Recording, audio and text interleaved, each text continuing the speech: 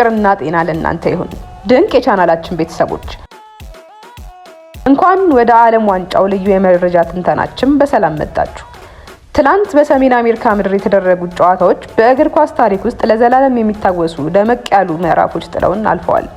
የትላንትናውን ምሽት ልዩ የሚያደርገው ታሪክ ሲሰራ ብቻ ሳይሆን ሰፊ የጎን አዳዎችን፣ ያልተጠበቁ ቀይ ካርዶችና በውድድሩ የመጀመሪያ ጥንካሬ 32 ማጣሪያ ዙር የተቀላቀለችዋንም ሀገር ማንነት ስለለየንበት ነው።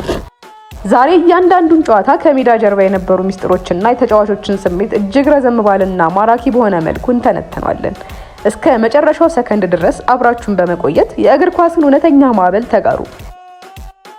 ለቻናሉ አዲስ ከሆናችሁ አሁኑኑ ሰብስክራይብ ማድረግና የደውል ምልክቱን መጫን እንዳትረሱ።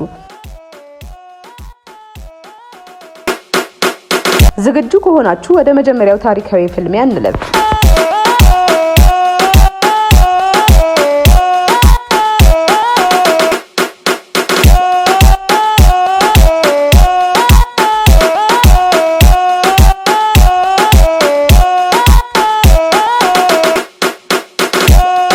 ጉዟችንን የምንጀምረው ትላንት በተደረገው እጅግ አስገራሚ ጨዋታ ነው። ሜክሲኮዎች ከራሳቸው ደጋፊ ፊት 3 ነጥብ ለመውሰድ የገቡ ቢሆንም የመጀመሪያው አጋማሽ ግን እጅግ አስከፊ ነበር።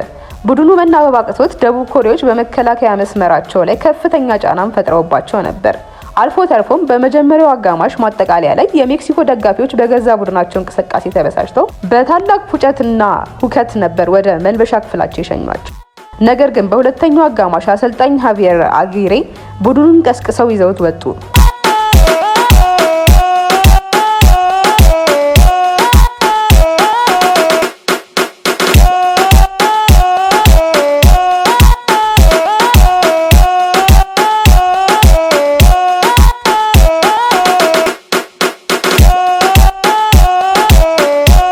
ገና በ50ኛው ደቂቃ ላይ አማካኙ ሉዊስ ሮሞ ከሳጥን ውጭ የተላከችውን ኳስ በሚያስደንቅ ሁኔታ መረቡ ላይ አሳረፋት። ስታዲየሙም በደስታ ማዕበል ተናወጠ። ከኋላም ኮሪያዎች ጨዋታውን ለማመሳሰል ሶን ሂንግሚንን ይዘው ማዕበል የመሰለ ጥቃት ሰነዘሩ። ነገር ግን የትላንትናው ምሽት እውነተኛ ጀግና የሜክሲኮ ግብ ጠባቂ ራዋል ራንሄል ነበር። በ87ኛው ደቂቃ ላይ ድንቅ ተከታታይ ኳሶችን በማዳን ሀገሩን ከታላቅ አደጋ ታድጓል። ሜክሲኮ 1-0 አሸነፈች።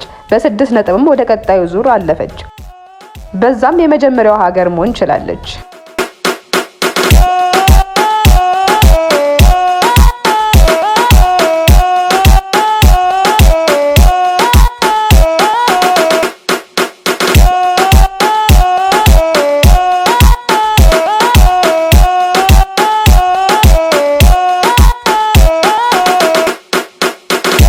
አሁን ደግሞ ወደ ቫንኩቨር ቢሲ ፕሌስ ስቴዲየም እንሂድ። በዚያ 52497 በላይ ደጋፊዎች በተገኙበት ታሪካዊ ምሽት ተመዝግቧል። ካናዳ በወንዶች ዓለም ዋንጫ ታሪኳ የመጀመሪያውን ድል ለመቀናጀት ነበር የገባቸው። ጨዋታው እንደተጀመረም ካናዳዎች ማዕበል ሆኑ። ሲላሪንም በ16ኛው ደቂቃ መሪ ያደረጋቸው።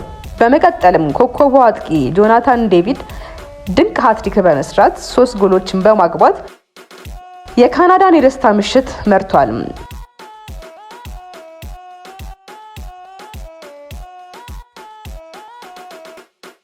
ዴቪድ ከ1966 ጆከርስ በኋላ በዓለም ዋንጫ ሃትሪክ የሰራ የመጀመሪያው አስተናጋጅ ሀገር ተጫዋች ሆኗል። ነገር ግን ጨዋታው በደስታ ብቻ አልተጠናቀቀም።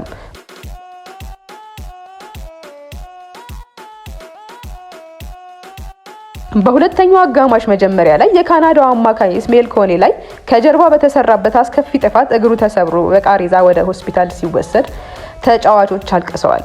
ጥፋቱን የሰራው የኳታሩ አሲም ማዲቦ በቀይ ካርድ ተባሯል። ከሱ በፊትም ሆማም አህመድ በቀይ ካርድ ወጥቶ ስለነበር ኳታር ጨዋታውን በ9 ተጫዋቾች ብቻ አጠናቃለች። ናታን ሳሊባ አራተኛውን ጎል ሲያስቆጥርም የጉዳት ሰለባ የሆነውን የኮኒን ማሊያ ወደ ደጋፊው በማንሳት ትልቅ ክብር ሰጥቶታል። ካናዳ 6-0 በሆነ ሰፊ ውጤት ታሪካዊ ድልን አስመዝግባለች።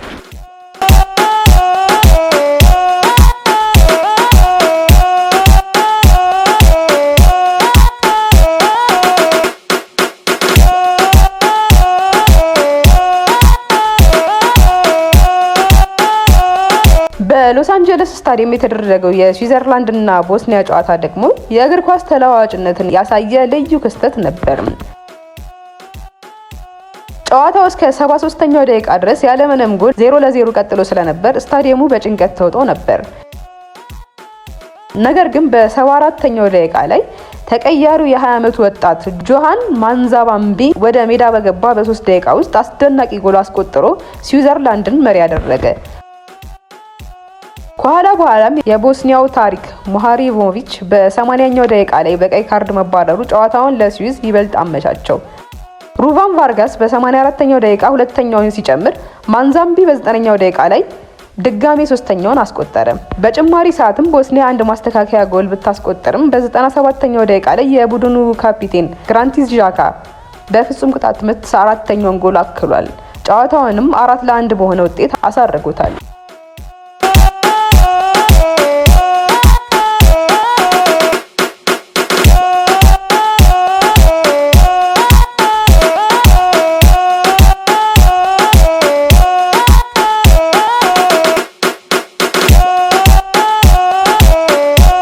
በሌላ በኩል በአትላንታ ስታዲየም በቼክ ሪፐብሊክ እና በደቡብ አፍሪካ መካከል የተደረገው ጨዋታ እጅግ ብርቱ ፉክክር የታየበት ነበር።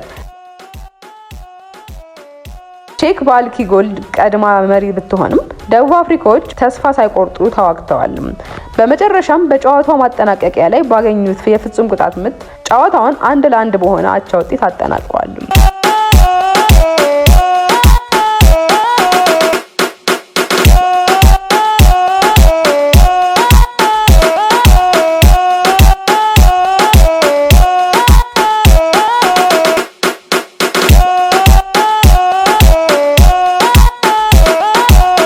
በቶሮንቶ ስታዲየም የተደረገው የጋናና ፓናማ ጨዋታ ደግሞ በውጥረት የተሞላ ነበር። የአፍሪካዋ ጥቁር ከዋክብት ጋና በጥንቃቄና በጥንካሬ መካከል ፓናማ በመቆጣጠር 1-0 በሆነ ጠባብ ውጤት ወሳኝ 3 ነጥብ ይዘው መውጣት ችለዋል። ፓናማዎች ጨዋታው ሊያልቅ ሰከንዶች ሲቀሩ 99ኛው ደቂቃ ላይ ጭምር ቢጫ ካርዶችን በማስተናገድ ምሽቱን በብስጭት አጠናቀዋል።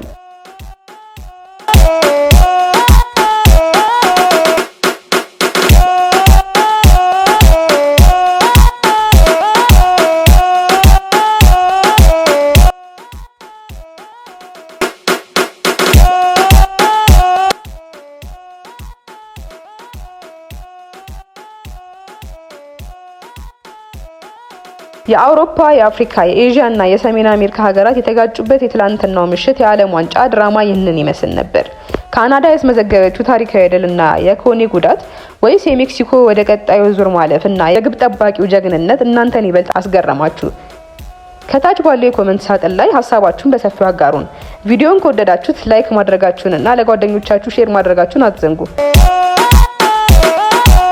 ቻናላችንን ሰብስክራይብ በማድረግ በየቀኑ የሚመጡ ትኩስና አጓጊ የዓለም ዋንጫ መረጃዎችን ቀድማችሁ አገኙ።